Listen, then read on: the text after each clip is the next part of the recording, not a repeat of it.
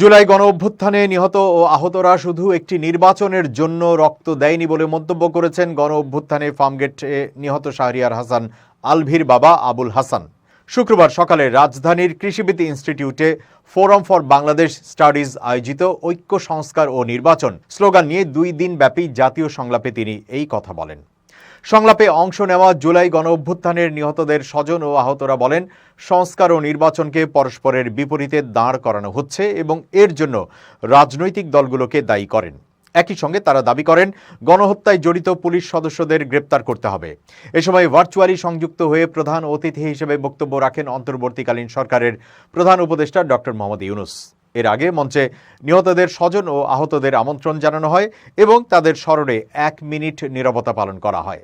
এছাড়া মঞ্চে উপস্থিত ছিলেন বিএনপির মহাসচিব মির্জা ফখরুল ইসলাম আলমগীর, জামায়াতে ইসলামীর সেক্রেটারি জেনারেল মিয়া গোলাম পরোয়ার, গণসংহতি আন্দোলনের প্রধান সমন্বয়ক জুনায়েদ সাকি, গণফোরামের কো চেয়ারম্যান সুব্রত চৌধুরী, নাগরিক ঐক্যের সভাপতি মাহমুদুর রহমান মান্না, সরকারের শিল্প উপদেষ্টা আদিলুর রহমান খান, গণ অধিকার পরিষদের নুরুল হক নূর। গণ-অভ্যুত্থানে গুলিবিদ্ধ ঢাকা পলিটেকনিক ইনস্টিটিউটের শিক্ষার্থী আবু বকর বলেন, জুলাই গণ-অভ্যুত্থানের 4 মাসের মধ্যেই সংস্কার ও নির্বাচনকে মুখোমুখি দাঁড় করিয়ে দেওয়া হয়েছে। এজন্য তিনি রাজনৈতিক দলগুলোকে দায়ী করেন। এটাকে জাতির জন্য ব্যর্থতা এবং জুলাই গণ-অভ্যুত্থানে নিহত ও আহতদের জন্য অপমানজনক বলে মন্তব্য করেন আবু বকর।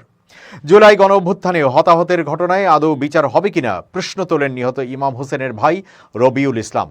তিনি বলেন, একটি হত্যাকাণ্ডে 1 জন করে পুলিশ জড়িত থাকলে 1000 পুলিশ গ্রেপ্তার হতো, 2 জন করে জড়িত থাকলে 2000 পুলিশ গ্রেপ্তার হতো, কিন্তু গ্রেপ্তার হয়েছে 23 জন পুলিশ। হত্যাকাণ্ডের সঙ্গে জড়িত ছাত্রলীগের কতজন গ্রেপ্তার হয়েছে? তাহলে আমরা বিশ্বাস করব কিভাবে বিচার হবে? আপনারা সংস্কারের কথা বলেন, কিন্তু বিচারের কথা জোর দিয়ে বলেন না। এ সময় তিনি অভিযোগ করেন, যাত্রাবাড়িতে গণহত্যায় ডিএমপি কমিশনারের ভাগ্নে এডিসি জড়িত, তাকে গ্রেপ্তারের কথা বলেও করা হয়নি। রাষ্ট্রবিজ্ঞানী অধ্যাপক আলী রিয়াজ বলেন, দেশের সার্বভৌমত্বের বিরুদ্ধে আক্রমণের বিষয়ে একটা জাতীয় ঐক্য দেখা গেছে। এখন বাংলাদেশের শাসন ব্যবস্থা কি হবে সেই ঐক্য দরকার। গত 15-16 বছরে ব্যক্তির হাতে ক্ষমতা কেন্দ্রীভূত ছিল। রাজনৈতিক দল, নাগরিক সমাজ ও জনগণকে ঐক্যের মাধ্যমে সংস্কারের পথে নিয়ে যাবে। তিনি বলেন, রাজনৈতিক সংস্কৃতির পরিবর্তন আনতে হবে, কারণ আপনি যত ভালো সংবিধান তৈরি করেন না কেন, রাজনৈতিক সংস্কৃতি পরিবর্তন না হলে সেই সংবিধান আবারও ভাঙা হবে। প্রাতিষ্ঠানিক সংস্কারের পাশাপাশি রাজনৈতিক সংস্কৃতি পরিবর্তনে জোর দিতে হবে।